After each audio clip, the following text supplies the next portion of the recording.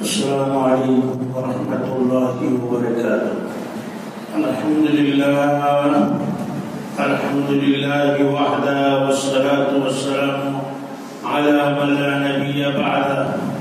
الحمد للہ رب العالمین والصلاة والسلام علی سید المرسلین وعلى آلہ واصحابہ اجمعین۔ اما بعد، أعوذ بالله من الشيطان الرجيم، بسم الله الرحمن الرحيم۔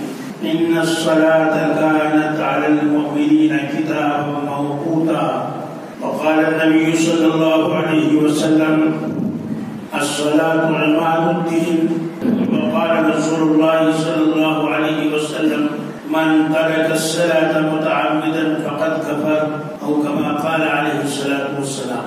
بزرگان محترم، نوجوانان اسلام اور پردہ نشین خواتین، اللہ رب العزت نے اپنا شکر ادا کرنے کے لیے بہت سی عبادتیں نافذ فرمائی ہیں۔ ان میں تلاوت قرآن بھی ہے، ذکر اللہ بھی ہے، اور ذکر رسول بھی ہے، اور پھر اس کے ساتھ جود و سخا بھی ہے، اپنا مال اللہ کی راہ میں قربان کرنے اور انفاق فی سبیل اللہ کے لیے بھی اللہ نے بڑا مقام رکھا ہے۔ لیکن ان سب کے باوجود جو سب سے اہم چیز ہے وہ ہے نماز، اس لیے کہ کائنات کی ہر چیز نماز میں مشغول ہے۔ آپ درختوں کو دیکھیے، بالکل سیدھے کھڑے ہیں، گویا وہ قیام میں ہیں، اور وہ درخت جن پر پھل آ جاتے ہیں وہ رکوع میں چلے جاتے ہیں، وہ چھپ جاتے ہیں۔ اور پھر آپ نے دیکھا ہوگا کہ بہت سارے پھول اور پھل والے درخت ایسے بھی ہیں جو زمین سے لگ جاتے ہیں، تو گویا وہ اللہ کو سجدہ کر رہے ہیں۔ زمین اللہ کے لیے ہر وقت سجدہ ریز ہے، اس لیے کہ اس سے زیادہ عاجزی کسی اور چیز میں نہیں ہے، اور آسمان ہر وقت اللہ کے لیے وہ قیام میں ہے، بالکل کھڑا ہے ایک دم ستون کی طرح۔ تو گویا آسمان اور زمین اور اس میں ہر چیز جو بھی اللہ نے بنائی ہے سب کے سب نماز میں مشغول ہے، یعنی اللہ کی عبادت میں مشغول ہے۔ فرشتوں کو دیکھیے، میرے اور آپ کے آقا نے فرمایا لاکھوں کروڑوں فرشتے ایسے ہیں جو صرف نیت باندھ کر کھڑے ہوئے ہیں، اور لاکھوں کروڑوں فرشتے ایسے ہیں جو رکوع میں ہیں، اور لاکھوں کروڑوں فرشتے ایسے ہیں جو سجدے میں ہیں، اور لاکھوں کروڑوں فرشتے ایسے ہیں جو قعود میں ہیں، یعنی بیٹھے ہوئے ہیں اتحیات میں، اور لاکھوں فرشتے ایسے ہیں جو اللہ کی حمد و ثنا بیان کر رہے ہیں، اور لاکھوں کروڑوں فرشتے ایسے ہیں جو میرے اور آپ کے آقا پر درود بھیج رہے ہیں۔ تو معلوم ہوا کہ دنیا کی کائنات کی ہر چیز، یہاں تک کہ فرشتے بھی نماز کے ارکان میں مشغول ہیں۔ اور قرآن کریم میں کیا فرمایا؟ وَارْكَعُوا مَعَ الرَّاكِعِينَ، تم رکوع کرو رکوع کرنے والوں کے ساتھ، وَاسْجُدُوا مَعَ السَّاجِدِينَ، اور سجدہ کرو سجدہ کرنے والوں کے ساتھ، یعنی ایسے لوگوں کے ساتھ رہو جو کثرت سے نماز پڑھتے ہیں، کثرت سے سجدہ کرتے ہو، کثرت سے رکوع کرتے ہو۔ وَكُونُوا مَعَ الصَّادِقِينَ، اور تم سچوں کے ساتھ رہو، کیونکہ سچا آدمی وہی ہو سکتا ہے جو اللہ کی عبادت میں مشغول ہو، لغو العلم سے دور ہو، اور اللہ اور اس کے رسول سے محبت رکھتا ہو۔ حضور نبی اکرم صلی اللہ تعالی علیہ وسلم نے ایک صحابی سے پوچھا کچھ مانگو کیا مانگتے ہو؟ غالباً حضرت عبداللہ نام تھا، تو ہمیشہ حضور علیہ السلام کی مسواک اور آپ کی کنگھی، شیشہ وغیرہ، مسواک، یہ سب رکھتے تھے۔ تو حضور علیہ السلام نے ایک مرتبہ ہم سے فرمایا مانگو کیا مانگتے ہو؟ دیکھا بادشاہ لوگ جب کسی سے خوش ہوتے تو کہتے کہ مانگو کیا مانگتے ہو، تو کوئی کہتا ہے ایک حویلی دے دو، ایک بلڈنگ دے دو، اتنے ایکڑ زمین دے دو۔ کہنے والے کون ہیں؟ آقائے دو جہاں ہیں، سرور دو عالم ہیں، شفیع المذنبین ہیں، سید الکونین ہیں، محبوب رب العالمین اور رحمت للعالمین ہیں، اور ساری دنیا کے سردار ہیں۔ فرما رہے ہیں کہ مانگو کیا مانگتے ہیں؟ میں اور آپ ہوتے تو بڑا کیا کیا مانگتے؟ صحابی نے کہا یا رسول اللہ صلی اللہ علیہ وسلم، میری جان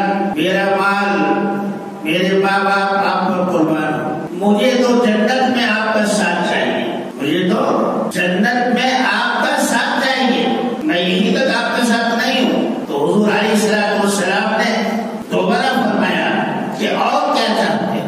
پھر انہوں نے یہی کہا یا رسول اللہ صلی اللہ علیہ وسلم مجھے تو آپ کا ساتھ چاہیے۔ پھر آپ نے تیسری بات پوچھا کہ سوچو اچھی طرح بتاؤ کیا چاہیے۔ آپ صلی اللہ علیہ وسلم ان کے دل کو اندر سے دیکھ رہے تھے کہ اور بھی خواہش ہے یا نہیں۔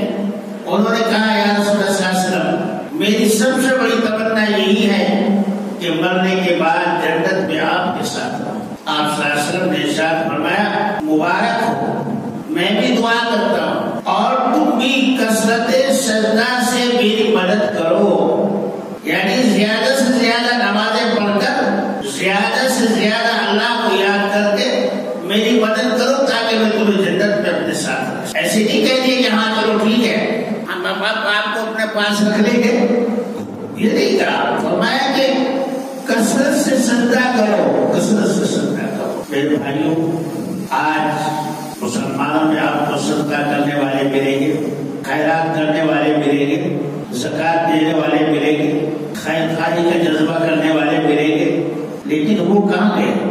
وہ چیز کہاں گئی؟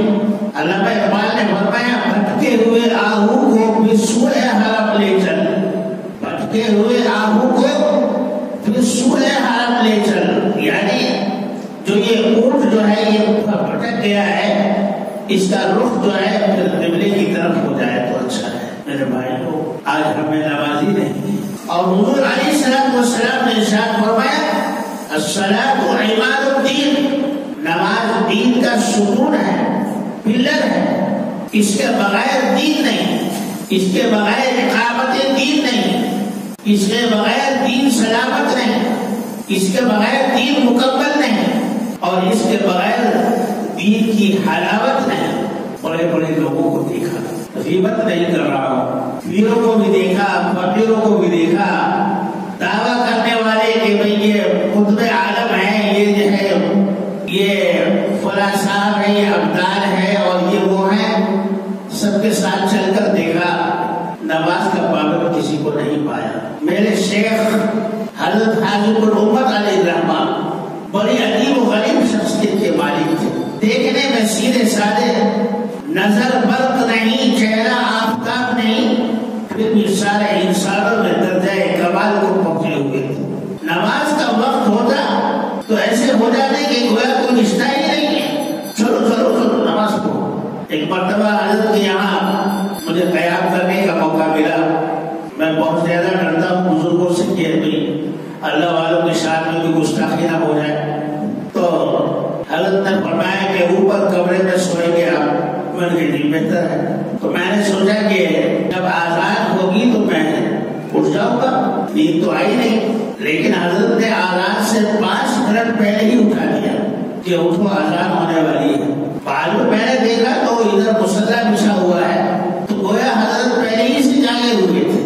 اللہ والوں کی شانت ہے کل لیل علی المحب الحرام، محبت کرنے والوں پر ساری رات سونا حرام ہے، وہ تو اللہ کے عشق میں ڈوبے ہوئے رہتے ہیں۔ جس کو محبت ہو جاتی ہے اس کی نیند اڑ جاتی ہے، یا جس کو خوف آ جاتا ہے اس کی نیند اڑ جاتی ہے۔ اللہ تعالیٰ نے انسان کو 2 چیزوں کا مرکب بنایا ہے، اطاعت، فرما برداری اور نافرمانی۔ مکتب عشق کا انداز نرالا دیکھا، اس کو سبق یاد ہوا، اس کو چھٹی نہ ملی۔ جب آدمی اللہ سے محبت کرتا ہے تو پھر کوئی چیز اہمیت نہیں رکھتی ہے۔ حضرت امام شافعی رحمۃ اللہ علیہ ایک مرتبہ اپنی بیٹی کے گھر گئے تو دیکھا کہ بیٹی کے آنکھوں کے نیچے ہلکے پڑ گئے ہیں اور آنکھیں بے نور ہو گئی ہیں، چہرہ اترا ہوا ہے۔ باپ نے دیکھا تو بے قرار ہو گئے، بیٹی کو کیا تکلیف ہے؟ کہا بیٹی کیا تکلیف ہے، کیا بیماری ہے، کیا غم ہے، کیا رنج ہے، تم نے اپنے ایسی حالت بنا لی کہ تم جوانی میں بوڑھی نظر آ رہی ہو۔ بیٹی بھی وہ میری اور آپ کی بیٹی نہیں تھی، وہ امام شافعی کی بیٹی تھی۔ بیٹی سے جب پوچھا امام نے کہو کیا حال ہے، ایسا لگتا ہے کہ تمہیں کئی دنوں سے نیند نہیں آئی ہے۔ بیٹی نے کہا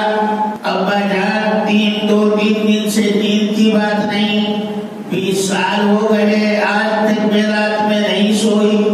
20 سال ہو گئے. 20 سال. فرمایا بیٹی کیا غم ہے؟ کہا کہ یہی غم ہے کہ ایمان پر خاتمہ ہوگا یا نہیں.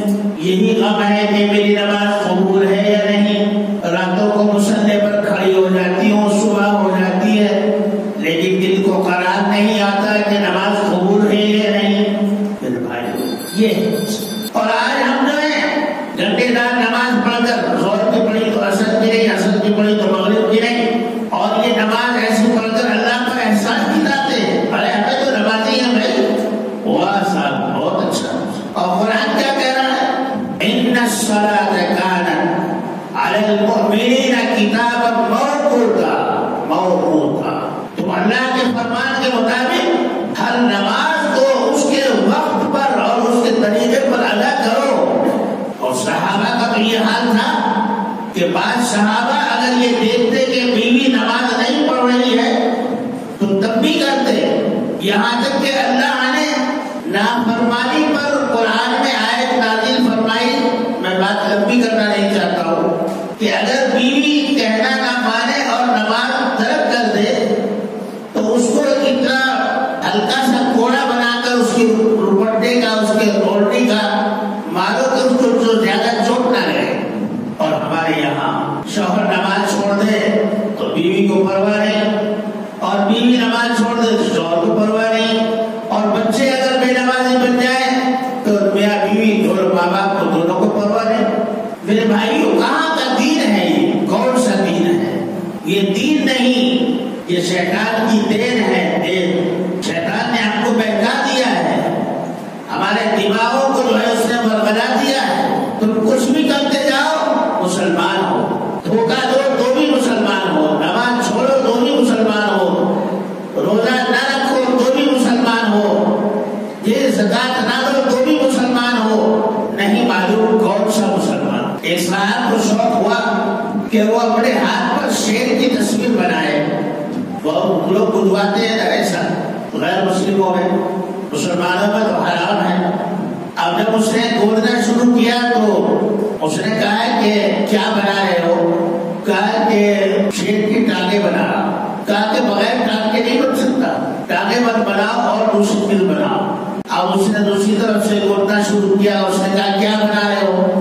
کہا کہ تم بنا رہا ہوں. کہا کہ بغیر تم کے بنا دو، بہت تکلیف ہو رہی ہے، بغیر تم کے بنا دو. اب اس نے جو ہے دوسری طرف سے گودنا شروع کیا تو اس نے کہا کیا بنا رہے ہو؟ کہا کہ اب جو ہے کمر بنا رہا ہوں، پیٹ بنا رہا ہوں. کہا کہ بغیر پیٹ اور کمر کے نہیں بن سکتا، تم صرف منہ بنا دو بس. کمر اور بہت تکلیف ہو رہی ہے، کودنے سے دکھ ہو رہا ہے، بہت تکلیف ہو رہی ہے. اب اس نے دوسری طرف سے گودنا شروع کیا تو اس نے کہا کیا بنا رہے ہو؟ کہا کہ شیر کا منہ بنا رہا ہوں. کہا کہ منہ کے بغیر شیر نہیں بنتا. انہوں نے کہا کہ چل اٹھ گیا سے. جب منہ نہیں ہوں گے، ٹانگ نہیں ہوں گے، جب کمر اور پیٹ اور دم نہیں ہوگی تو شیر کیسے بنے گا؟ وہی حال ہمارا ہے میرے بھائی، وہی حال ہمارا ہے کہ نماز نہیں تو بھی مسلمان، تب بھی شیر ہے. ڈٹ کر کہتے ہیں کہ ہم مسلمان ہیں، ڈٹ کر کہتے. اور میرے اور آپ کے بزرگوں میں حضرت خواجہ معین الدین چشتی اجمیری رحمت اللہ علیہ، جن کو اللہ نے حبیب اللہ کا خطاب دیا، ہندوستان میں سب سے پہلے آئے. ان سے پہلے حضرت دادا گنج بخش اور ہجویری علی ہجویری رحمت اللہ علیہ آئے، جن کی درگاہ لاہور میں ہے. میں حضرت کی درگاہ پر حاضر بھی ہوا اور چلہ کشی بھی کی میں نے الحمدللہ.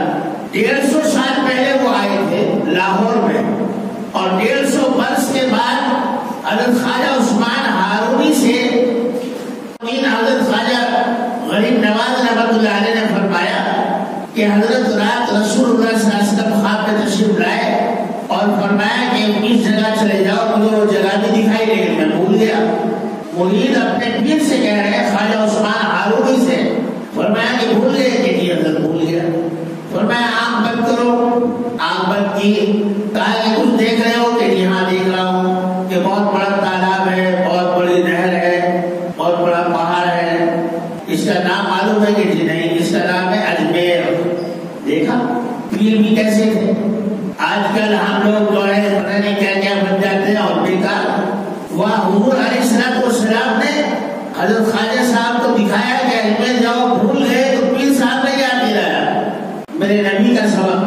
کہ دیکھو یہ ہے اس وقت جس جگہ پر جاؤ، اب نوٹ کر لیا، چلتی ہے دریائے کاویری کو جو لاہور سے پہلے آتا ہے اس کو پار کیا اور آ کر حضرت دادا گنج بخش علی ہجویری رحمۃ اللہ علیہ کے قبر پر جو ہے مراقبہ کیا اور کہا کہ حضرت حضور علیہ السلام کے حکم سے ہندوستان آیا ہوں، آپ آگے جانے کی اجازت دیں۔ تو حضرت دادا گنج بخش نے فرمایا کھڑے ہو جاؤ اور ایک ٹانگ پر کھڑے رہو۔ کتنے دن کھڑے رہے؟ 40 دن تک کھڑے رہے ایک ٹانگ۔ نماز کا وقت ہوتا، نماز پڑھتے پھر آ کر کھڑے ہو جائے۔ 40 دن کے بعد فرمایا مولدین اب تم جاؤ اور اللہ تعالیٰ تمہارے فیضان کو خوب پھیلائیں گے۔ تو حضرت خواجہ صاحب رحمۃ اللہ علیہ جب تشریف لائے کیسے تھے؟ اللہ اکبر! ہم لوگوں کی نماز کو کوئی نمازی دیکھ کر نمازی نہیں ہوتا۔ مسلمان ہونا تو بہت بڑی بات ہے کہ بھائی کسی نمازی صاحب کو، مولانا صاحب کو، حاجی صاحب کو، کسی دائی صاحب کو دیکھ لیا تو چلو نمازی بن گئے۔ اور حضرت خواجہ صاحب کا کیا حال تھا؟ میں نے اس سے پہلے بھی کہا ہے کہ اجمیر سے چلے حیدرآباد آئے، حیدرآباد سے دلی آئے اور دلی سے کلکتہ گئے اور کلکتے سے پھر دہلی آئے اور دہلی سے پھر اجمیر گئے۔ آنے اور جانے میں صرف آپ کا چہرہ دیکھ کر 90,000 آدمی مسلمان ہو گئے۔ 90,000 آدمی مسلمان، 90,000 آدمی۔ اور جب آپ کا وصال ہوا تو 90 لاکھ آدمی مسلمان ہندوستان میں موجود تھے۔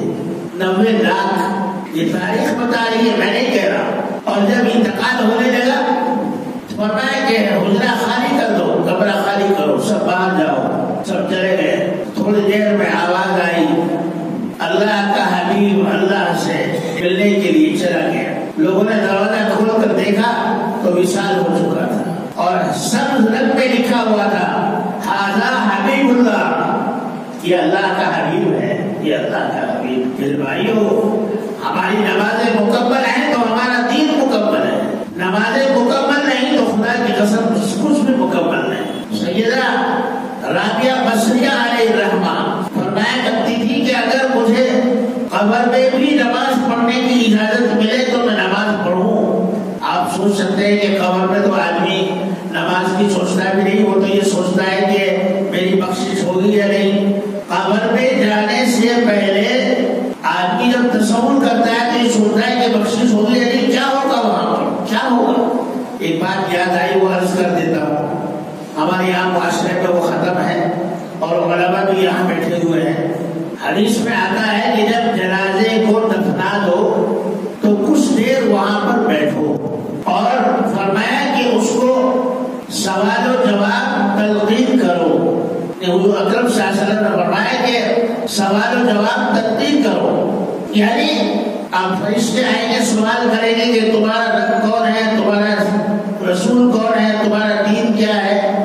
تم زور سے کہو کہ میرا رب اللہ ہے، میرا رسول حضور اکرم صلی اللہ علیہ وسلم ہے اور میرا دین اسلام ہے۔ تو اس فرشتے کو مردے کو مدد مل جاتی ہے اس بات کی کہ اس کو سوال کا جواب باہر سے آ رہا ہے تو سوال جواب دینے میں آسانی ہو جاتی ہے۔ اس کو امام غزالی رحمۃ اللہ علیہ نے بھی بیان کیا ہے اس واقعے کو، اور حضور اکرم صلی اللہ علیہ وسلم نے حدیث میں فرمایا ہے۔ لیکن ہمارے یہاں جہاں بہت ساری چھوٹ گئی یہ باتیں، یہ بھی چھوٹ گئی۔ بہرحال حضرت رابعہ بصریہ کو دفنا دیا، قبر میں رکھ دیا اور اس کے بعد پتھر لگانے لگے، پتھر کے ٹکڑے لگا رہے تھے، بند کر رہے تھے قبر کو۔ تو ایک پتھر گر گیا پیچھے کسی وجہ سے، وہ صحیح جمع نہیں تھا، تو اندر دیکھا تو رابعہ بصریہ کی قبر اتنی بڑی ہو گئی کہ وہ کھڑی ہو کر نماز پڑھ رہے تھے، کھڑی ہو کر نماز۔ لوگوں نے کہا دیکھو دیکھو رابعہ بصریہ تو نماز پڑھ رہی ہے، علماء نے فرمایا کہ بند کرو،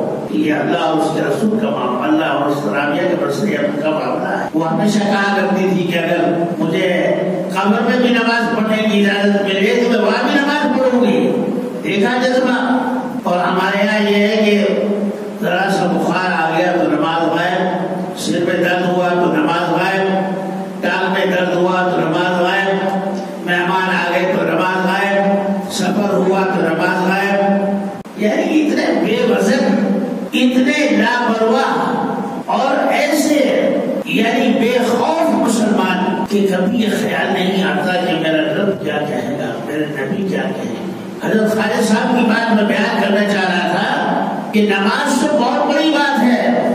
ایک مرتبہ وضو بنا رہے تھے تو یہ خلال چھوٹ گیا، اس کو خلال کہتے ہیں۔ یہ سنت مستحب ہے، یعنی کرو تو اچھا ہے، نہ کرو تو کوئی گناہ نہیں ہوگا، پیروں کا بھی ہے اور ہاتھوں کا بھی ہے۔ حضرت خالد صاحب وضو بنا رہے تھے تو وضو بناتے بناتے یہ خلال چھوٹ گیا اور نماز پڑھ لی۔ بعد میں خیال آیا کہ خلال تو چھوٹ گیا، اتنا روئے کہ اپنے دامن پر لکھ دیا، آج خلال چھوٹ گیا ہے۔ لوگوں نے کہا حضرت یہ بھی کوئی بات ہے، یہ تو مستحبی تو ہے۔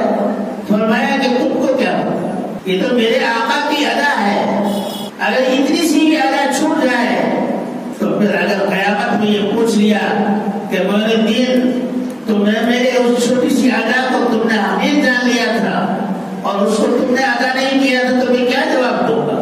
ہماری عجیب غریب مسلمانی ہے، تھوڑی سی مسلمانی ہے، اس میں بھی آنا کانی ہے، اس میں بھی نہیں معلوم کتنے وسابس ہیں، کتنے کیا کیا ہے، اللہ جانے۔ بہرحال میرے بھائیوں اور بزرگوں، قرآن کریم میں اللہ نے فرمایا ان الصلاۃ کانت علی المؤمنین کتابا موقوتا، کہ تم نمازوں کو اس کے وقت اوقات پر ادا کرو اور اللہ سے ڈرو۔ کیا ہمارے لیے یہ کافی نہیں کہ اللہ کے نبی نے فرما دیا اور ہم اس پر ایمان لے آئے، اس پر عمل کر؟ آج اگر پولیس اسٹیشن سے کوئی آدمی، کوئی ایک سپاہی آ کر یہ کہہ دے کانسٹیبل کہ اگر آپ کے گھر کے سامنے ذرا سا بھی کچرا ملا تو ہم آپ کو پولیس اسٹیشن لے جائیں گے، صبح سے شام تک 10 مرتبہ اس کو صاف کرے گا۔ ارے بھائی ایسا نہ ہو کہ کچرا ہو جائے۔ ایک پولیس کا اتنا ڈر، اور اللہ کی پولیس بیٹھی ہے، اس سے کوئی ڈر نہیں، اس کا کوئی ڈر نہیں۔ اللہ تعالیٰ کے یہاں تو ریکارڈ ہو رہا ہے، کہتا ہے یہ سجل للکتب کما بدأنا اول خلق نعيد وعدا علينا انا كنا فاعلين۔ یہ جو تم کر رہے ہیں وہ لکھا جا رہا ہے، کہتا ہے یہ سجل للکتب ایک فرشتہ ہے جو لکھ رہا ہے، اور جب تمہارا آخری دن ہوگا، آخری سانس ہوگا تو اس کتاب کو لپیٹ دیا جائے گا، اور لپیٹ کر ایسے اللہ کے خزانے میں جمع کر دیا جائے گا۔ پھر آخری دن ہوگا جب قیامت میں اللہ تعالیٰ فرمائیں گے لاؤ ان کا رجسٹر کہاں ہے۔ میرے بھائیو، اپنی کتاب کو صحیح کر لو، اپنے اعمال کو صحیح کر لو، اپنی نمازوں کو صحیح کر لو۔ میں بھی اتنا ہی محتاج ہوں، آپ بھی اتنی محتاج ہیں۔ اللہ تبارک و تعالی ہم سب کو عمل کی توفیق عطا